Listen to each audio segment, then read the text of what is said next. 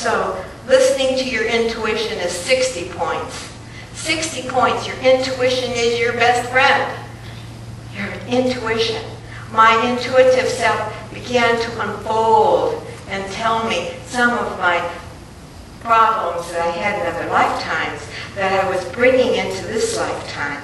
And it allowed me to disconnect, and I mean disconnect, from its power over me. You hear this? Disconnect from the power it has on you. You disconnect from that power, and you will only know what that power is when you intuitively start to understand the wholeness of yourself.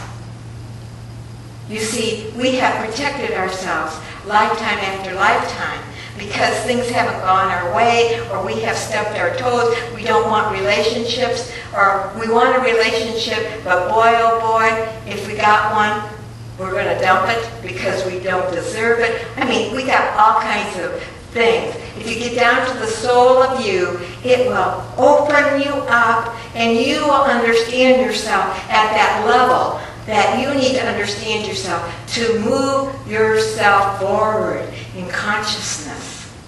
There is a whole different dimension that's right here in this room right now called the fourth dimension.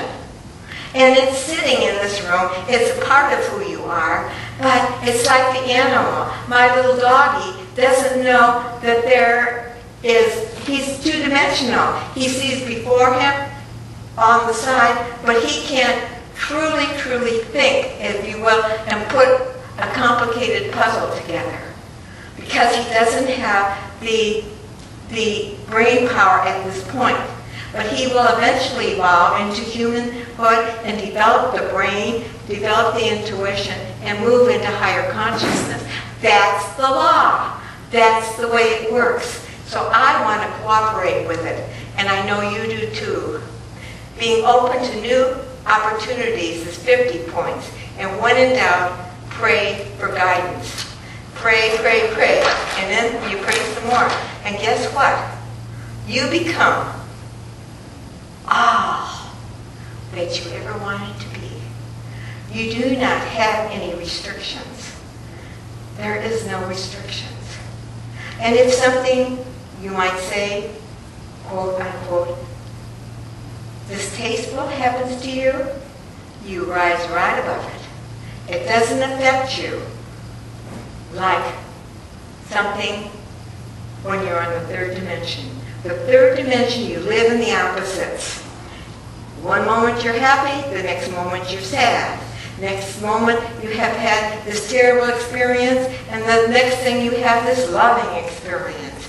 The loving experience scares you, so it starts to become a negative experience. I mean, you know, we all have these experiences.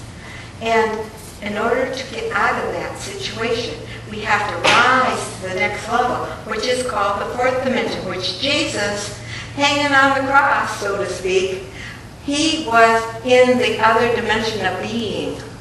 And he knew what he was doing was in behalf of humanity. He knew. And those nails in his hand didn't hurt like it would hurt you or I, because he was beyond it. He was beyond it. And that is the truth of your being. You are beyond it. You are. It's wonderful. It's beautiful. And everything that you are and could ever be is already happening within you right now.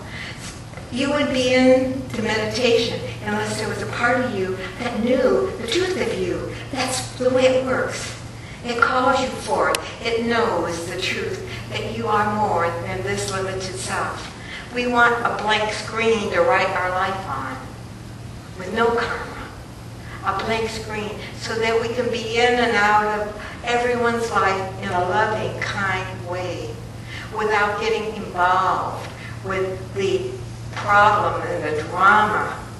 If you stand above the drama, you are of greater help than you are any other time. A doctor in ER has to be beyond the drama, or he couldn't do his job. Because if he got into the drama of what just happened, he couldn't be thinking straight and be on target to take care of that which was his to take care of. A fireman has to go into the fire, and he can't get into the drama of the fire. He has a job to do, and he does it. We have jobs to do. We have jobs to do that says that we need to move into this higher state of being and win the game of life. And win.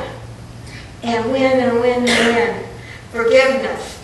Forgiveness, forgiveness. And don't let ego go rampant on you. Watch it.